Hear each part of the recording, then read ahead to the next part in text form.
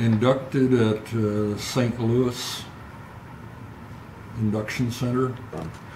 Enlisted from Springfield, Illinois, and took the train to St. Louis, was inducted, and then they took us to the airport and flew us to San Antonio, arriving late at night. Got on the bus to Lackland, September 1968. They put us on the yellow footprint on the pad out there and left us with orders not to say anything or move for quite some time, maybe an hour, maybe longer. And I did keep my mouth shut, and I did keep my feet on the footprints because I thought they were watching to see who could and couldn't follow orders.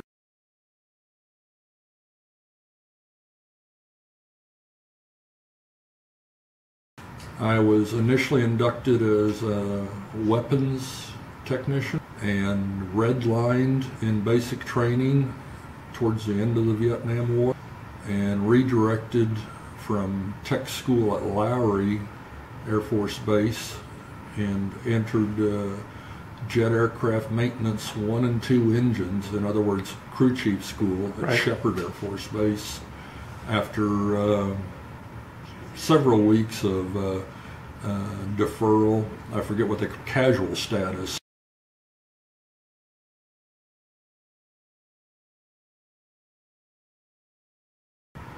Out of Shepherd, I was assigned here at Randolph on the T-39 Sabreliner.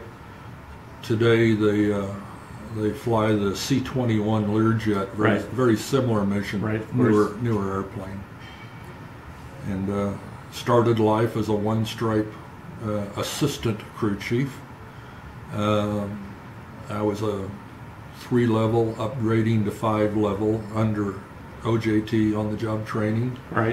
I was assigned underneath a staff sergeant, and I did a lot of work as a 1 and 2 striper, a lot of dirty work. Washing airplanes, wiping landing gears with hydraulic fluid, taking panels on and off, changing parts. One of the early accomplishments that I was able to do, back then there was a regulation that said you had to be a non-commissioned officer in order to be certified to start the engines on the airplane. And to taxi the airplane around, not take off, but to taxi it around as if you were a pilot almost. And as a 2-striper, I was really interested in that. I studied my systems, approached my boss, and he said, "Oh no, can't do it." He said, "But let me talk to our big boss, the Chief Master Sergeant of our outfit, Stephen P. Sullivan."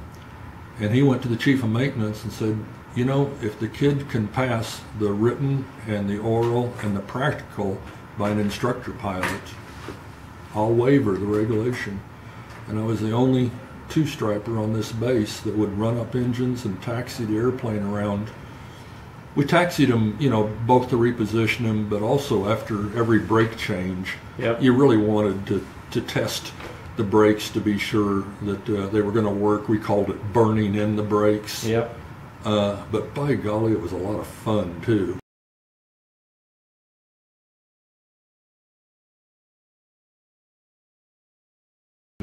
Well, I stayed with T-39s and I went to Vietnam.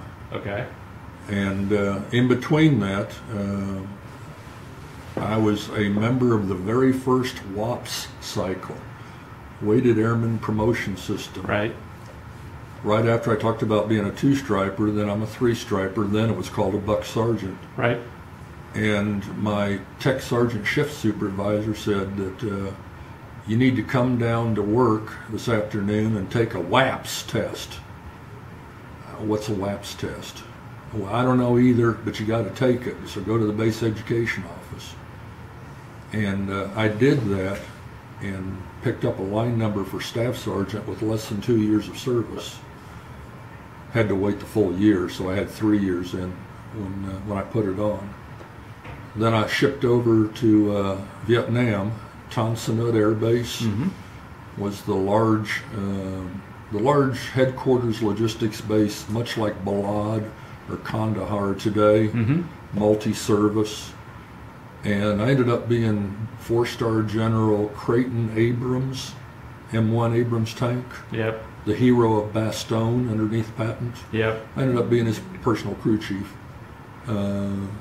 maintaining his airplane, flying with him everywhere he went. I was on flying status. Right. But we also did the what was called the Scatback Combat Courier. In those days, there was no such thing as internet. The war order, what today they call the ATO, the Air Tasking Order, back then was called the FRAG, Fragmented War Order. Right. And it was printed out on paper, and it was accompanied by large photographs of the target before the strike and after the strike. If the pilot didn't have the photo of the power plant they were to hit, he wouldn't know where to drop his bombs. So each pilot was given 3 photos: a big area photo of Hanoi, and then close in of the power plant or whatever the target for that day was. And we would take off from Saigon 3 times a day. We would go from Saigon to Phan Rang Air Base, Cam Ranh Bay Air Base, Pleiku Air Base, Da Nang Air Base. At each stop, we're dropping off 300 to 500 pounds of classified war order. We're picking up 300 to 500 pounds of undeveloped gun camera film, radar thermography, things like that. We'd have to stop at Da Nang and refuel, and then we'd come back down the coast, Da Nang, Phuket, Tuiwa, Nha Trang, and we'd be back home before lunch. And that was physically demanding. What it was Federal Express. We were the original FedEx before it was invented. Small packages, 50-pound boxes, and stacked all the way to the ceiling of the airplane in the back end. And it looks like a mess, but it's organized chaos, because each pile, this is Phan Rang, this is Cam Ranh Bay, this is Da Nang, and the object was keep moving it forward, rebalancing the airplane. And when you arrived at an air base, the pilot would land, turn off at the end of the runway, shut down the left engine, keep the right engine going, open the door, start throwing out the pre-positioned stack for Cam Ranh Bay. They would throw their stuff up at me. There would be a mass exchange of 1348-1 signatures for chain of custody. I'm signing for what they gave me, they're signing for what I got them.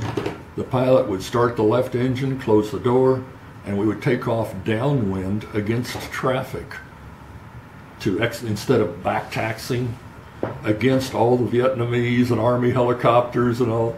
They would announce it on the radio and said, "Here he comes, he's coming the wrong way." But it's sort of like Mussolini keeping the trains running on time, that you could set your watch by when Scatback would arrive and depart a certain base. Now that's the morning. The afternoon, for lunch, we would fly up to Udorn Air Base in Thailand, and we'd take an hour and a half. We'd go downtown, and we would pick up party suits, flight suits that were decorated with patches and accoutrements. For the fighter pilots in Vietnam, they couldn't go off base to a tailor shop. They were sequestered on base. So they would give us their measurements, and then we would take it to a Thai haberdasher, and in addition to that, we would pick up the classified material. We'd also have a Thai Kobe steak lunch, $1.25, and we would go from Udorn to Nakhon Phanom to Ubon. Then we would cross North Vietnamese territory. We flew over Laos, over the Ho Chi Minh Trail, into Da Nang, and then back home by sunset. Now on that route, one of the significant things I'd mention is that I actually got to fly the airplane a lot when I was on flying status, and we had no passengers on that particular flight.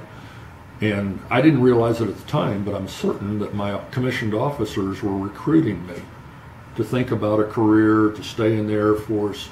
And they would take the time to put me not only in the right seat, they started putting me in the left seat. And I ended up getting qualified to take off, en route navigation, land. And so on the 20th of August 1972, as my 4 years were up, and I asked my operations officer if he'd re-enlist me in the airplane. And he said, well, not only in the airplane, we'll do it over the Ho Chi Minh Trail over North Vietnamese territory, and we'll have stars and stripes on board and a photographer to cover it. And I have the photo of me re-enlisting.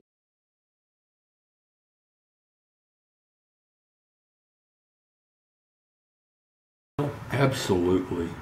And I say that because right now I see a lot of people that are saying, woe is me, woe is the Air Force, woe is the military, cut back budgets. I think I'm going to recommend to young people they go somewhere else. That's absolutely the wrong direction, because today we need the best of the best. Only 25% of all U.S. citizens are eligible for the military. 75% are ineligible. Drugs, tattoos that are out of control, arrest records, name the problems. And from that 25%, we have to pull, not only from industry, but we have to pull them away from the Marines and the Navy and the Army to get the best. And what I would say is I went through the Hollow Air Force in 1973, 4, 5 after Vietnam. I saw how terrible the reduced budgets could be and how hard it was on people and families. And that's the time for leaders to step up and be a leader. And from that, let me just say that having been through the Hollow Air Force, I was selected for Chief Master Sergeant with 16 years of service. On time is 22 years of service. Now I had to wait a year. It was 17 years before I put it on. And when I retired, I had 5 years time and grade as a Chief Master Sergeant. So would I recommend the Air Force? Absolutely.